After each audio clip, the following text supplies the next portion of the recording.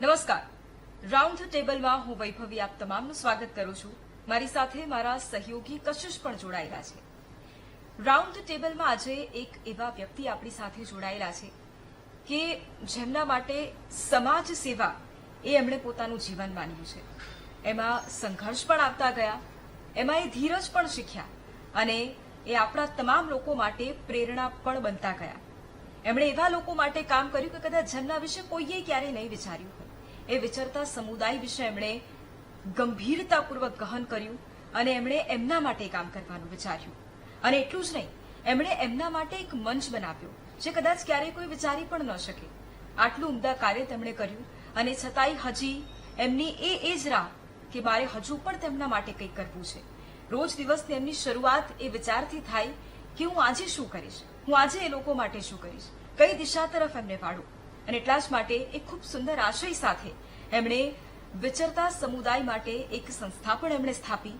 વિચરતા સમુદાયના સમર્થનમાં એમણે જે સંસ્થા સ્થાપી અને લોકોને પણ ખૂબ પ્રેરણા મળી. આપણી સાથે હું એમને સામાજિક કાર્યકર તો કહીશ, પરંતુ પ્રેરણાના સ્ત્રોત એવા મિત્તલબેન પટેલ આજે આપણી સાથે જોડાયા છે. મિત્તલબેન, ખૂબ સ્વાગત છે આપનું. સૌથી પહેલો પ્રશ્ન, કારણ કે એક સંસ્થા આપે સ્થાપી, પરંતુ એની પાછળનો એક ઉમદા વિચાર કે કદાચ એ કોઈના મગજમાં ક્યારેય આવ્યો પણ નહીં હોય, હું એવું માનું છું કે તમે એમના માટે આટલું બધું ગંભીરતાથી વિચારો. એ શરૂઆત કેવી રીતે થઈ અને એ બદલાવ જ્યારે આજે તમે જુઓ છો તો તમને સંતુષ્ટિ થાય મનમાં કે ના, ઘણું બધું કર્યું છે પણ હજુ પણ ઘણું બધું બાકી છે? એકચ્યુઅલી કેવું છે કે કોઈ પણ કાર્યની શરૂઆત થાય એટલે ડેફિનેટલી પડકારો બહુ જ બધા હોય. જે સમુદાય સાથે કામ કરવાનું મેં નક્કી કર્યું એની સમાજમાં કોઈ ઓળખ નહીં. આમ હું કહેતી હોઉં છું કે સરનામા વગરના તો એ ખરા જ, પણ દ્રશ્યમાન છતાં અદ્રશ્ય. આપણે રોડ સાઈડ પર નીકળીએ તો આજુબાજુમાં ક્યાંક એમના પડાઓ નાખેલા આપણે જોઈ શકીએ, કલરફુલ કપડાં પહેરેલા માણસો પણ આપણને દેખાય, પણ દેખાય કોઈ એમની પાસે જઈને એ તસદી નહોતું લેતું કે તારી સમસ્યા શું છે એમ. અને એટલે પીડાઓ મને એમ થાય કે એની ગઠરી એટલે ખાલી એક પોટકું બંધાય એવી નહીં, પણ હું કહું કે પહાડ જેટલી પીડાઓ એમની પાસે એમ. ખાવા પીવાથી લઈને વસવાટના પ્રશ્નો, પોતાની ઓળખના પ્રશ્નો, એટલે અસંખ્ય પ્રશ્નો. અને બધાની વચ્ચે જ્યારે તમે એ બધું જુઓ અને જ્યારે સમજવાનું શરૂ થયું એ બધા પ્રશ્નો, પછી મને એમ થાય કે આપણે કંઈ ન કરીએ ને તો આપણે માણસ ન કહેવાઈએ. સમજાયા પછી હું ઊંડી જ નથી ઉતરી કોઈ જગ્યાએ તો મને સવાલ નથી થતો, પણ હું ઊંડી ઉતરી અને પછી હું ખાલી જોઈ અને પાછી આવી જાઉં છું તો મને એમ થાય કે સંવેદના પછી તમારામાં નથી એમ. એટલે એ પ્રશ્નો સમજાયા, એમનામાં ઝંપલાવ્યું, ઘણું કર્યું. શરૂઆત જે રીતે થઈ એ પ્રમાણે એમના ઓળખના ઇસ્યુ હતા, સરકારમાં એક પણ નીતિ એમની માટે નહોતી, સિંગલ રૂપિયાનું બજેટ નહોતું. આજે થઈ રહ્યું છે, પણ હું એવું માનું છું કે આઝાદ ભારતના 75 વર્ષ પછી એ પાશેરામાં પૂણી જેટલું છે. ખૂબ બધું પેલું દરિયો ઉલેચવાનો બાકી હોય ને એના જેવી સ્થિતિ છે, હજી પણ એટલું બાકી છે.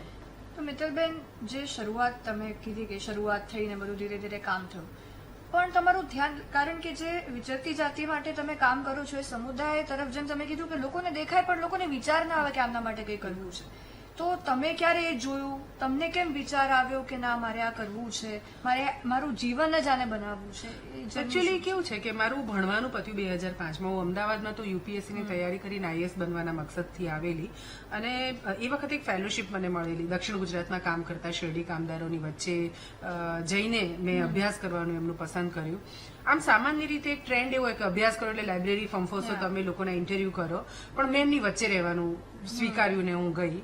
જ્યારે હું પહેલી વખતે એમના પડાઓમાં રહેવાનું મેં શરૂ કર્યું, એટલે પડાવ એટલે લિટરલ વેમાં વાદળી કલરના પ્લાસ્ટિક આપણે અમદાવાદમાં પણ જોઈએ છીએ. ત્યાં કોઈ જ પ્રકારની સુવિધા નથી. રોડની બાજુમાં ક્યાંક નાખ્યું છે. વરસાદ આવે ત્યારે તો એમની દશા, મને વરસાદ વરસે ને ત્યારે સૌથી પહેલા એવું થાય કે આજે એનો ચૂલો સળગશે કે કેમ, કેમ કે લાકડા ભીના થઈ ગયા હોય, રાંધવું ક્યાં એ પ્રશ્ન થાય, સૂતા બી ડર લાગે કે ક્યારે પાણી કેટલો ખાબકી જશે વરસાદ, એ તો ખબર જ નથી. એક રાતમાં 17 ઇંચ વરસાદ પડી શકે તો ઝૂંપડું તળાઈ જશે, બાળકો સાથે હું એમાં છું.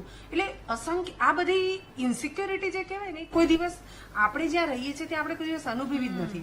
પણ હું એ વાદળી કલરના પ્લાસ્ટિકમાં રોડ સાઈડ પર હું 1.5 મહિનો રોકાઈ, એમની વચ્ચે એ ખુલ્લામાં સૂતી. લોકો બહેનો ખુલ્લામાં નાય છે, ગંદા ગટરના પાણી એ નદીઓમાં નખાતા, એ બધામાં હું રહી એમની વચ્ચે. એ 1.5 મહિનામાં હું એવું કહીશ કે આજની મિત્તલનો જન્મ ત્યાંથી થયો એમ. અને મને એ બહુ દ્રઢપણે થયું. માની લો કે હું રોડ પર સૂવું છું, રોડની બિલકુલ બાજુમાં, અને આપણે અનેક વખત વખતે વાંચીએ છીએ કે વ્હીકલ જતું હતું ને કોઈ ક્યાં ફેરવી દીધું અને તમારું એક જ આમ પેલું સ્ટીયરિંગ ફરી જાય છે અને કોઈની જિંદગી ખતમ થઈ જાય છે. હું જયારે રોડ પર સૂતી ત્યારે સેમ એ મજદૂરો મને કહે છે કે ગઈકાલે અહીંયા આગળ ટ્રેક્ટર ફરી વળ્યું અને 2 લોકો મરી ગયા કે 3 લોકો મરી ગયા. એટલે તમને તમે ઉભા થઈ જાઓ સફાળા ને તમને એમ થાય કે અહીંયાથી પણ આવું થઈ શકે છે. અને ત્યારે વિચાર કરવો કે તમારે રોડ ઉપર માથું રાખવું, રોડ બાજુ કે પછી પગ રાખવા. એમાં આ બધામાંથી હું પસાર થઈ છું. ભૂખ લાગે નહીં. એક મને ઇન્સિડન્સ યાદ છે કે એક ગામમાં હું ફરી રહી હતી અને એક કાકાને મેં જોયા જેમણે ખાખી કલરની ચડ્ડી જેને કહી શકાય શોર્ટ્સ એને એ પહેરેલી, પેટ આ શરીર ખુલ્લું આખું, માથે ગાંધી ટોપી અને પેટ ઉપર કપડું ટાઈટ બાંધ્યું હતું ને એકદમ સૂક લકડી. એટલે હું એમની પાસે પહોંચીને મેં પૂછ્યું કાકાને કે આ પેટ પર કપડું કેમ બાંધ્યું છે? અને એમણે મને એમ કીધું કે ભૂખનો અવાજ ન આવે ને એટલા માટે. એટલે પેટે પાટા બાંધવાની વાત ને હું સાચા અર્થમાં ત્યારે સમજી કે તમે ભીનું કપડું પેટ ઉપર બાંધી દે. મેં એ વખતે કટાક્ષમાં કાકાને કીધું હતું, મેં કીધું જો આખા વિશ્વમાં ભૂખમરાનો પ્રશ્ન તો છે જ એમ, જો આ તમામ વિશ્વની સરકારોને આ કપડું જડી જાય આ જાદુઈ તો ઉકેલ આ મજાકની વાત છે. પણ આવું કરવું પડે કોઈને? તો આવા અસંખ્ય ઇન્સિડન્ટ્સ જેને મને વિચારતી કરી મૂકીને મને એ થયું કે હું અધિકારી માટે પ્રયત્ન કરતી તો હું બહુ બધા અધિકારીને પણ મળી, હું પોલિટિશિયન્સને પણ મળી. આ બધા જે પ્રશ્નો મને દેખાતા હતા, વિચરતી જાતી શું માંગે મારી પાસે, હું એમને પૂછું તમારે શું જોઈએ છે, સરકાર પાસે શું અપેક્ષા છે, તો કોઈએ ગાડી બંગલો નહીં માંગ્યો. એમ બધા એમ કહેતા કે એક ફોટો વાળું કાર્ડ મળી જાય ને બેન તો ઘઈટ થઈ ગયું એમ. એટલે આ બધું મારી માટે બહુ સરપ્રાઇઝ જેવું હતું. બીજું જે ગામોમાં એ વર્ષોથી રહે છે આમ ફરતા પણ 20-25 વર્ષથી ગામમાં સેટલ પણ થયા, એ ગામમાં જયારે એમની આઈડેન્ટિટી માટે બનાવવા માટે આપણે સરપંચને કંઈક દાખલો આપને તો એ એવું કહી દે કે મારા ગામના નથી, એને હટાવો અહીંયાથી, તમે જો બનાવવાનો તો હું રાખીશ નહીં, તો ગામમાંથી તગેડી મૂકે. એટલે ધૂતકાર મને એમ થાય જાનવર આપણને ગમતું ના હોય ને આપણા આંગણે આવીને ઉભું રહે તો આપણે લાકડી લઈને એને ધૂતકારીને કાઢી મૂકીએ, પણ એક માણસ સાથે પણ આવું થઈ શકે. અને એ માણસ પાછી ઓછી સંખ્યામાં નહીં, ગુજરાતમાં વિચરતી અને વિમુક્ત જાતિઓની વસ્તી 60 લાખ કરતા વધારે અને આપણી ભારતની કુલ વસ્તીના 12 થી 15%. એટલે એ આવડી નાની સંખ્યા નથી, આવડી મોટી જનસંખ્યા. અને કેમ એમના માટે કોઈ પ્રાવધાન નહીં? સો આ બધું જયારે હું જેમ જેમ સમજતી ગઈ ને વિષયને, સરકાર પાસે પણ આ વિષયને લઈને જતી થઈ ને મેં જે જોયું એ પ્રમાણે મને લાગ્યું કે કોઈકે આને ઉપાડવો પડશે આ મુદ્દાને, અને પછી હું છૂટી જ ના શકી. એમ બહુ સાચું કહું તો મારી માટે આ મુદ્દો કહેવા કરતા બી હું કહું કે આ મારો છે, મારો ફેમિલી. વ્યક્તિને કયા કુટુંબમાં એટલે કઈ માની કુકે જન્મવું અને કઈ જાતિમાં જન્મવું એને ખબર નથી હોતી, એમ ક્યાં જન્મવું એ ખબર નથી હોતી. પણ મને એમ લાગે કે આમની સાથેનો મારો નાતો પરભાવથી લઈને કદાચ જો આપણે ભાવભાવની વાત માનીએ તો હશે એમની, તો આટલી બધી પીડા એમની મને આજે પણ એટલી જ પેઇન થાય જ્યારે હું એમની કોઈ મુશ્કેલી સાંભળું તો એમ. એટલે આ જ રીતે હું આવી અને પછી કોઈ દિવસ પાછું વળીને જોવાનો પ્રશ્ન જ નહીં આવે. એકચ્યુઅલી મિત્તલબેન, આઈ થિંક હું એવું માનું છું કે અત્યારે સોશિયલ મીડિયાનો ટાઈમ છે. આઈ થિંક અમે તો જયારે નાના હતા ત્યારે, અત્યારે તો બહુ ઓછા લોકો એવા આવતા હશે, પણ પેલું ઘરે આવે અને ત્યારે નાના હોય એટલે ખબર ના હોય કે આ લોકો આવે છે અને પછી જતા રહે છે. ઘરે આવે અને લાવો ચપ્પુની ધાર બનાવવાની છે, લાવો એ કરી આપીએ. હવે જેમ જેમ મોટા થાય એમ સમજીએ તો ખ્યાલ આવે કે આ વિચરતો સમુદાય છે કે જેમનું કોઈ ઠેકાણું નથી અને એના માટે તમે કામ કરો. પણ અત્યારના જે યુવાઓ છે, જેને આપણે જેન્ઝીસ પણ કહીએ, એમને એમના વિશે ખ્યાલ જ નથી, એમને ખબર જ નથી આવો પણ સમુદાય છે કે જે આ રીતે રહે છે. એટલે એમના માટે જો એમને તમારે સમજાવવું હોય એક સરળ શબ્દોમાં તો એ પણ સમજાવજો. અને બીજી વાત એ પણ કે એ પ્રેમના ભૂખ્યા છે, એ તમે એમને ખૂંખાર ગળો, તમને એવું લાગે કે આ કેટલી તોછડાઈથી આપણી સાથે વાત કરી જાય, તમને પણ અનુભવ થયા હશે. પણ પછી આગળ વધુ એટલે ખ્યાલ આવે અરે આ તો પ્રેમના ભૂખ્યા હતા, આપણે એમને લાકડી મારતા હતા, આપણે સમજી ના શકીએ કે એમને શાની જરૂર છે. તો એ કોઈ સરળ શબ્દોમાં વિચરતી જાતિઓ એટલે હું એવું કહીશ કે એમના પરંપરાગત ધંધાઓ હતા, એટલે જેમ સાપના ખેલ બતાવવાળા, બહુ રૂપિયા છે, માટીમાંથી ઘરો બાંધવા વાળા, ઘંટી આપણા જરૂર પડતી પેલી હાથથી દળવાની એ આપણા ત્યાં પથ્થરો એને આપવા આવતા, ઘંટી ટાંકવા આવતા. તો એમના ચોક્કસ ભરત રાવણ હતો વગાડતા, ભવૈયા જે અલગ અલગ પ્રકારના વેશ ભજવતા ને આપણને મનોરંજન પૂરું પાડતા હતા. તો આવી બધી આ બધા સમુદાયો અને ગુજરાતમાં લગભગ 40 જેટલી જાતિઓ. હું આજના યુવા પેઢીને એવું કહીશ કે કદાચ આપણને એ પ્રકારના વ્યવસાય કરતા આપણને આજે ન દેખાય લોકો, પણ એટલું કહીશ કે એને ઓળખવા હોય ને તો ઝૂંપડાઓમાં જવાનું. આજે પણ એ બધા જ સરનામાવાળા તો ડેફિનેટલી ખરા, પણ એમાંથી ઘર વિહોણા પણ ખરા. એટલે અમદાવાદના આઉટસ્કર્ટમાં જોશો, ક્યાંક અમદાવાદની વચમાં તમે જોશો તો વાદળી કલરના પ્લાસ્ટિક નાખેલા, અને એમની ડ્રેસિંગ સેન્સ બહુ જુદી છે, બહુ જુદા પ્રકારના એ કપડાં પહેરે છે, અને એમના પ્રશ્નો પણ એ જ પ્રકારના, રહેણાંકના ને આ બધા. તો એ આ સમુદાય છે જેની પરખ અને પહેચાન કરવી હોય તો.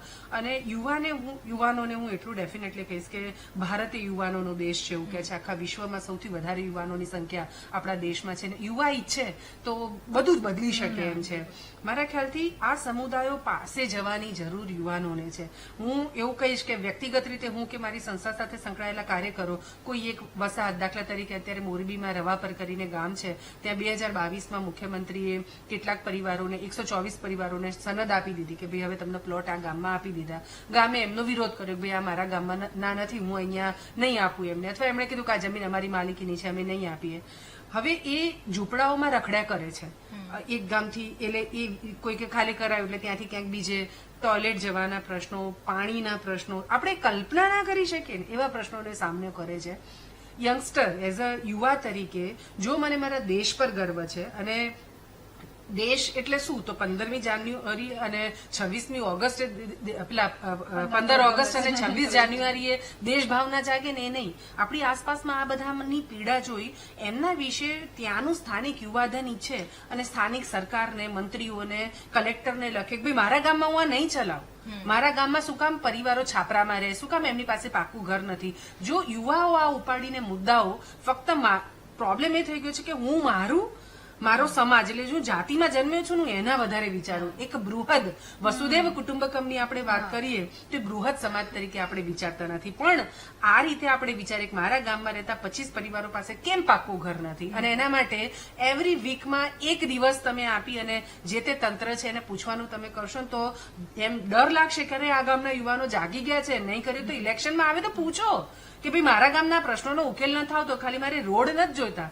મારે ગટર લાઈન નથી જોઈતી, મારે પાણી નથી જોઈતું, મારે આ સમગ્ર સુખાકારી જોઈએ છે. તો આ રીતે જો યુવાનો વાત કરશે તો પેલો જે સમાજમાં હાંસિયામાં ધકેલાયેલો જે પરિવાર છે એને પણ એ થશે ને કે આ એને ખૂબ સારું લાગશે કે આ બધા મારી ચિંતા કરે છે, મારો પરિવાર છે ને. એ પ્રેમ જે છે ને એ આ છે.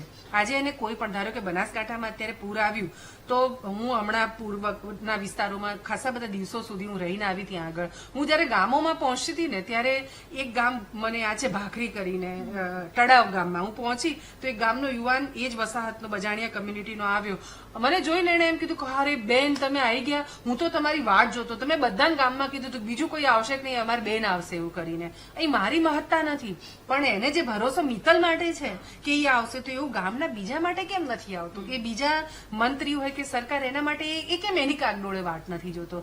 મેં એમની માટે જે કર્યું અથવા અમે ટીમ તરીકે જે કર્યું એ માત્ર પ્રેમ આપવાનો. ને એ કયો ધંધો કરે છે, એ ચોરી કરે છે, એ દેહ વેપાર કરે છે, કે એ સામાજિક રીતે અસ્વીકૃત કહી શકાય એવી પ્રવૃત્તિમાં મેં જોયું જ નથી. અને હું એવું માનું છું કે જોવાનો મને અધિકાર એટલા માટે નથી કેમ કે અત્યારે જે પરિસ્થિતિમાં છે ને એ પરિસ્થિતિમાં મુકાવવા માટે પણ ક્યાંક ને ક્યાંક સમાજ તરીકે આપણે જવાબદાર છીએ. સો પ્રેમ કર્યો એમને, અને હું તમારી સાથે છું, બસ આટલી વાત. અને એના કારણે તમે જુઓ કે અસંખ્ય લોકોની લાઈફ બદલાઈ છે. ચોરી કરવા વાળા, હાઈવે રોબરી કરવા વાળા વ્યક્તિઓએ લૂંટફાટ મૂકી અને મહેનતનું કામ કરવાનું શરૂ કર્યું. મેં એમને નથી કીધું કે આ કરશો તો પોલીસ આવશે ને તમને પકડીને લઈ જશે, છોડી દો, કોઈ બીક નહીં, કોઈ કંઈ નહીં, પણ એમના વિકલ્પો આપે કે આ કરી શકાય એમ. અને એક કહેતી હું હંમેશા કે જેમ કે એ લોકો મસાલા ખાય કે દારૂ પીવે કે એવું કંઈક, તો હું એમને કહું કે તમે મને એમ માને કે હું એમની બેન છું, નાનું બચ્ચું હોય તો મને ફિયા પણ કહેતા હોય એ લોકો બધા, તો એમના પરિવારની મન માને. તો હું એમને કહું કે મારી દીકરીનું લગ્ન થશે ને તો મારે તો તમને બધાને જ બોલાવવાના છે મામેરિયા તરીકે એમ. તો આવા હોય આટલું જ કહું એમ. એટલે બેન મૂકી દીધું એમ. અસંખ્ય લોકોએ આ છોડ્યું એમ. મેં કંઈ જ નથી કર્યું, નો જાદુ કે ભગવાન કે કોઈનો ડર નથી આપ્યો, પણ એક આ પ્રેમ એટલે શું કરી શકે ને આ છે. મારા ખ્યાલથી આ પ્રેમની જ્યોત આપણામાં પ્રજ્વલિત થાય ને તો સામેવાળાને દેખાય જ છે. આ બહુ જ નક્કી છે. રસપ્રદ ચર્ચાને આપણે આગળ વધારીએ. મિત્તલબેન, તમે કહ્યું કે યુવાનોએ આ વસ્તુ કરવી જોઈએ, આ વસ્તુએ જવું જોઈએ. હવે આ કન્વર્ઝેશન જેટલા યુવાનો જોતા હશે એમને એમ વિચાર આવતો હશે, એક તો જેનઝી, કે એ લોકોને ઓફિસમાં સારી વાઇબ ના આવે તો ઓફિસ મૂકી દે. ઈએમઆઈ ભરવામાં આખું એમનું જીવન, આખું કમાણી, ના કરો તે કરો, ઇન્કમ સોર્સિસ ને બધા પાછળ પડ્યા હોય છે, relationship issues, family issues, income issues, એ બધામાં. હવે એ બધા આખી લાઈફમાંથી એમને આ ઇશ્યુ જુઓ દેખાવો જેમ મિત્તલ પટેલને દેખાયો હતો એ સમયે, એવી રીતે એ યુવાનને એ ઇસ્યુ દેખાય અને પછી આખા આટલા બિઝી શેડ્યુલમાંથી એ આ લોકો માટે ટાઈમ કાઢે, તો તમને લાગે છે કે કેવી રીતે પોસિબલ છે? બે વસ્તુઓ મને બહુ જ આપણી કલ્ચરમાં જે ખૂટ્યું ને આખા આપણી વ્યવસ્થાઓમાં, એક તો પ્રશિક્ષણ, એટલે શિક્ષણ વ્યવસ્થામાં સમાજ કાર્યોને કેવી રીતે જોવા, સિલેબસનો ભાગ ના હોય એમ.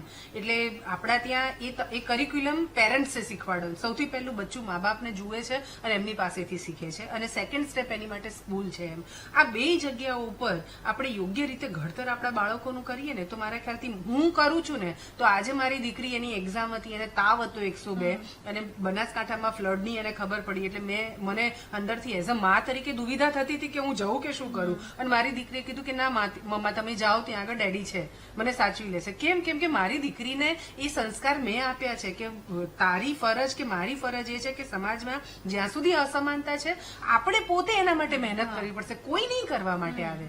તો અહીં મને એમ છે કે જે યુવાનો છે એ બચ્ચું મારા ઘેર જન્મે છે, હું યુવાનો કરતા મા બાપને પહેલા કહીશ કે મારે મારા બાળકને કેવું ઘડવું છે. ના, આજે રેપના કિસ્સા જોઈએ કે ગુનાખોરી કેમ વધે છે, અને રામરાજ્યની વાત કરીએ તો આ દેશમાં રામરાજ્ય હતું, કોણ બનાવતું હતું? આપણે જ બનાવ્યું છે એમ. તો આપણા બાળકોને પૈસા પેદા કરવાની મશીન માત્ર નથી બનાવવાના, એમાંના સંવેદનાઓ રોકવાની છે. તો સૌથી પહેલા પેરેન્ટ્સ આ કરે. બીજા નંબર પર આપણે સ્કૂલ શિક્ષકો જે છે તે માત્ર કરિક્યુલમ ભણાવવાનો નથી, તમારે પેલા આમ રોબોટ નથી બનાવવાના કે ડોક્ટર થઈ ગયો ને એન્જિનિયર થઈ ગયો. ભાઈ તું માણસ થા ને, એ માણસ થશે તો એ દુનિયાનું શ્રેષ્ઠ સર્જન કરશે. તો મારા ખ્યાલથી આ બેનો રોલ સૌથી મોટો આવે છે. અને બાકી જે યુવાઓમાં ધીરે ધીરે આ સંવેદના પ્રજ્વલિત થઈ છે, એને સમજાય છે, એને મારા ખ્યાલ, અને આમાં એટલું સુકૂન છે ને એમ. તમે આજે મને ઘણા બધા સરકારમાં રિટાયર્ડ થયેલા, ઇવન પોલિટિશિયનમાં બી એક લેવલ પછી પોલિટિશિયન તો રિટાયર્ડ નથી થતા, પણ તોય કેટલાક એવા છે કે ક્યાં સાઈડ કર્યા હોય કે જે પણ એ મને કહે કે બેન તમારું કામ બહુ જ સારું છે, અમારે તમારી સાથે જોડાવું છે. 60 વર્ષે રિટાયર થયેલા આઈએસ ઓફિસર બી કે પણ ભાઈ તું ત્યાં જ હતો પહેલા જ્યાં, અને તું ઢગલો કામ કરી શક્યો. તે એક માણસના રેશન કાર્ડ કઢાવવા માટે એટલું ઇનિશિયેટિવ ત્યાં નથી લીધું એમ. તો 60-65 પછી આપણને પુણ્યકર્મો યાદ આવે છે. કેમ કે ઉપર જઈશું અને હિસાબ આપવાનો છે. તો આ પુણ્યકર્મો મારી સજાગ બુદ્ધિ હું પહેલેથી કેમ ન રાખું એમ. અને ફરી કે કોઈ પણ એક વ્યક્તિ તમે કોઈ સામે મળે છે અને તમે એને હલો કરો છો ને જરા સ્માઇલ આપે, આપણે કેટલું સારું લાગે, આપણે કેટલો મળતાવડો સ્વભાવ વાળો છે, એને જોઈને મને સ્માઇલ કર્યું. તો તમે કોઈ વ્યક્તિના જીવનમાં પરિવર્તન લાવો છો અને એ વ્યક્તિ જયારે તમને કહે છે કે થેન્ક યુ, તમારા હોવાથી હું છું. જેમ મને અમારા સમુદાયની અનેક જ્ઞાતિઓ એવું કે જે પોલીસથી ડરતી હતી અથવા ગામની વચ્ચે રહેતા ડરતા હતા, એ એમ કે છે કે બેન આજે તમે છો ને એટલે અમને કોઈ ભય નથી એમ, હું કઈ મહત્વની નથી. પણ મને એમ થાય કે આવું બોલે છે તો અંદરથી એક ના સુકૂન મહેસૂસ થાય. તો આ આખું કાર્ય જે છે સોશિયલ વેલફેરનું જેને કહી શકીએ, એ આપણી જાતને અરીસામાં ઉભા રાખીએ ને ત્યારે આપણે પોતે આપણી પીઠ થબાઈ શકીએ અને ઉપર જઈએ ને ત્યારે જવાબ આપી શકીએ કે મેં ઉત્તમ કંઈ મારા માટે નહીં પણ મેં સમગ્ર માટે વિચારવાનો મારાથી બનતો પ્રયત્ન કર્યો છે. એટલે જોબ કરો, કોઈ પણ કામ કરો, પણ એ બધાની વચમાં છેવાડે રહેતા માણસના કલ્યાણમાં હું કેવી રીતે નિમિત્ત બની શકું. હું ન્યૂઝ એન્કર છું, પણ હું એ ન્યૂઝ એન્કરમાં એ ભાવના સાથે હું કોઈની વાત મૂકી શકું છું, તો મારા ખ્યાલથી એ પણ સેવા છે. મારી જેમ 24 કલાક ખભે ધેલો પડાઈ નીકળી પડવાની જરૂર નથી. જ્યાંથી થઈ શકે એટલું આપણે જો કરી શકીએ એ વિચાર, એ સંવેદના સાથે, એ મારા ખ્યાલથી બહુ જ મોટું છે. એટલે મારામાં બે ક્વેશ્ચન એ છે કે તમે કીધું કે જ્યાંથી થઈ શકે ત્યાંથી, તમે કીધું પેરેન્ટ્સે પણ એક સમજવાની જરૂર. અમારા જેવા ઘણા યુવાનો છે કે જે સૌથી પહેલી વસ્તુ જે આ લોકોને જુએ છે, આ લોકોને મળે છે, ઘણી વાર મળવાનું થઈ જ જતું હોય. બિલકુલ. અને એવા લોકોને જયારે આપણે મળીએ તો સૌથી પહેલા શું કરવું જોઈએ એમની સાથે? સૌથી પહેલા કારણ કે બે ચીજ છે કે એક તો અત્યારે જે સોશિયલ ફિલ્ડ એટલે સમાજ કાર્યની વાત કરીએ ને તો અત્યારે બહુ જ એવું ચાલ્યું ચેરિટી અને right base approach. Right base approach એટલે એવું કે વ્યક્તિને ઉભો કરવો એમ નથી. એ કહેવત છે કે કોઈને ક્યાં સુધી તમે રોટલી ખવડાવી શકો, એને રોટલી રળતો કરી દો એટલે ઓટોમેટિક ઉપર આવી જશે એમ. એક એવું છે કે જેમાં તમને કરુણા જાગી એટલે ભૂખ્યો છે તો આપણે ખાવા એને આપ્યું, એને પાસે પહેરવા કપડાં નથી આપણે એને આપ્યું. પણ મારા મતે પરમાનન્ટ સોલ્યુશન નથી એમ. એટલે જ્યારે આપણને એવું દેખાય છે કે આપણી સામે કોઈ તકવંચી છે, મારા ઘરે કોઈ કામ કરવા માટે આવતી વ્યક્તિ, હું એને પૂછું કે તું તારા બાળકોને ભણાઈ રહી છે, અને એવું કે બસ 5 ચોપડી ભણાયા પછી બહુ થઈ ગયું એમ કે અમારે તો ના ભણાવાય, હું એના માટે એટલા એફર્ટ્સ આપું કે એના બાળકોએ નિશાળ છોડી દીધેલી છે, ફરીવાર નિશાળમાં જાય. એટલું કરી શકું? મને એમ થાય કે ના ના, હું ક્યાં પડોજણમાં પડું, મારે તો કેટલું કામ છે. તો આ નાનકડી શરૂઆત, મારા ઘરની બહાર છાપરાઓ છે, એટલે જેમ કે હું જે સોસાયટીમાં રહું છું ત્યાં આગળ 50 છાપરાઓ નખાય, એટલે અમારી સોસાયટી વાળાએ કમ્પ્લેન કરી કે ભાઈ અમારી આવડી મોટી કરોડો રૂપિયાના ફ્લેટ અને એની બહાર આવા છાપરા નખાય. પણ એ સોલ્યુશન છે કે મેં ફોન કરીને કહી દીધું છાપરા હટાવી દો. રોજગારીની વિકલ્પો ગામોમાં ઉભા નથી થઈ રહ્યા, એટલે માણસ સિટીમાં આવી રહ્યો છે. મારો પ્રયત્ન એ હોવો જોઈએ કે હું સરકારને પૂછું કે ભાઈ આ 50 ઝૂંપડા મારા ઘરની બાજુમાં નખાયા છે, એ એક્સ જગ્યાએથી લોકો અહીંયા આવીને વસ્યા છે, એને અહીં કેમ આવવું પડ્યું? પહેલો સવાલ એ.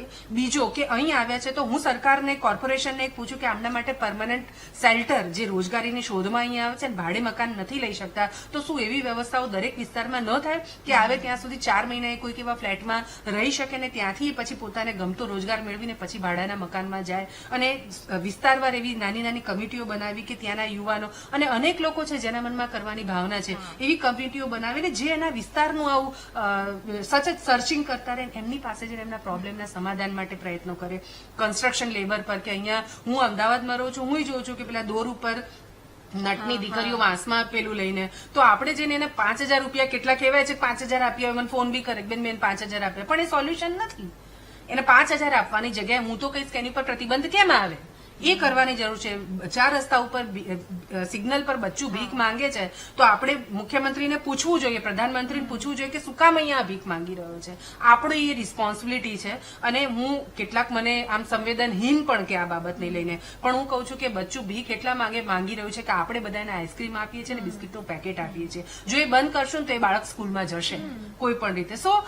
સમાજનો મને કંઈક કરવાની ભાવના થાય છે તો પેલું ટેમ્પરરી થીગડા મારવાનું નહીં કરવાનું, પરમેનન્ટ. આજે વિચરતી જાતિ સાથે કામ કરું છું, 17 વર્ષ થયા મને, અને હજી પણ હું એ જ વસાહતોમાં મથી રહી છું.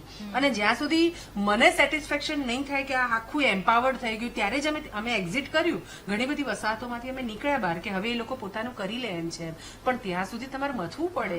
એક મેં આજે કર્યું, ચાલ આમ પેલું બચ્ચા જેવું છે, આ social problem, it's a small kid. તમે એને આંગળી પકડીને ચલાવો ને પછી 1 મહિનો ચલાવીને પછી આપણે આપણા છોકરા કહી જા હવે જાતે ચાલજે, નહીં ચાલવાનું. એના માટે તમારે મથવું પડશે. મને આ આજકાલનો પ્રોબ્લેમ નથી, સદીઓથી ચાલ્યું આવતું છે. તો આઈ થિંક એને એક જુદા લેવલ પર આપણે પ્રયત્નો કરીએ તો આ રીતે કરી શકાય છે. મિત્તલબેન, તમે કીધું તમે આટલા કામ કરો છો, મને વિચાર એ આવે કે જ્યારે તમે અલગ અલગ ગામડામાં જાઓ છો, વિચરતી જાતિઓ માટે કામ કરતા હો, ત્યારે સ્વાભાવિક છે કે ગામના સરપંચને મળવાનું હોય, ગામની અન્ય ઉચ્ચ જાતિઓને મળવાનું હોય ને એમના ન્યાય માટે તમારે વાત કરવાની હોય.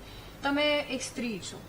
ભારતમાં ભલે સ્ત્રીને દેવી તરીકે પૂજાય છે, પણ સ્ત્રીનું લેવલ એક ઓર્થોડોક્સ મેન્ટાલિટી વાળી જગ્યાએ, પેટ્રિયાર્ક મેન્ટાલિટી વાળી જગ્યાએ શું હોય છે આપણને બધાને ખબર છે. હજી પણ લોકો એમ કહેતા હોય કે ભાઈ ચા બનાવીને ચાંદ પર જજે સિટીમાં, તો ગામડામાં તો શું પરિસ્થિતિ હશે આપણને ખબર જ છે, તમને અમારાથી સારી રીતે ખબર છે.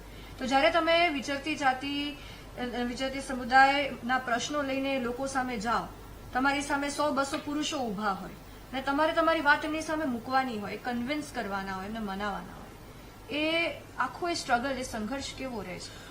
બહુ જ અઘરું. ઇનિશિયલી તો એટલે નોટ ઓનલી વિચરતી જાતિ, પણ અમે વોટર મેનેજમેન્ટ, તળાવ ઊંડા કરવાના કાર્યો પણ ઉત્તર ગુજરાતમાં બહુ જ મોટા પ્રમાણમાં કરીએ, અને એવી રીતે વૃક્ષો વાવી અને ઉછેરવાનું કામ પણ એટલા જ મોટા પ્રમાણમાં કરીએ.